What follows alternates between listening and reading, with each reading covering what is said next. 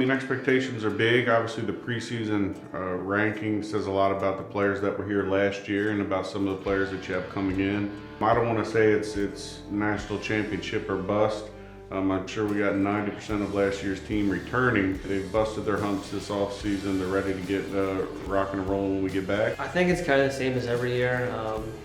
We know we're a really good team. We kind of have to put previous years in the past and not really think about them too much. So I think we're all just kind of looking forward to the next chapter. I know that there's a lot of hype or whatever you want to call it going around because we're ranked preseason number one, but I think if you ask anybody on the team, that doesn't really mean a lot to us. I mean, it's nice to have that, but I think we're all just excited to, get back after it and, be back with our brothers. Well, I think the culture says a lot. We're not a big transfer school, so we have a lot of homegrown guys with come here as freshmen and they spend 3, 4, 5 years of their life here, and at some point the ball stops rolling. And a lot of guys don't want that to happen, or they want to prevent it happening maybe one more year. Just the brotherhood, really. Hanging out with the guys, even off the field, is probably where I'll have some of the memories that'll last a lifetime. So I wasn't really ready to give that up yet. And also the coaches and the people and everyone around the school and the program made it a really easy decision for me to come back. I told them our last team meeting out in Cedar Rapids, I said, this group has tasted the sweet part of being in a national chip series, and now they've tasted the sour part, and that's part of sports. Are there things that we could have done different, maybe to make the outcome a little different? Absolutely, but that's in every game. So just take those experiences for what they're worth, build on them in the off season, prepare yourself to come back and leave it all on the field this year. And again, I have high expectations for this group. But I don't play.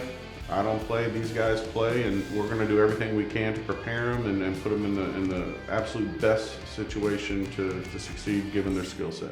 You definitely learn a lot seeing two sides of the same coin. It's kind of like the highest of highs, and then next year kind of like the lowest of lows to get back all the way there and then have that heartbreak. So definitely a really good learning experience. I think that's going to make us into better people and better players. So wouldn't trade it, but I'm definitely looking forward for another shot at the whole thing. The group that have come back have put a lot of time and effort into this program over the past 2 years, 3 years. We've gotten to a point, I know since I took over, there were certain things that I wanted to accomplish as a coach and for the program.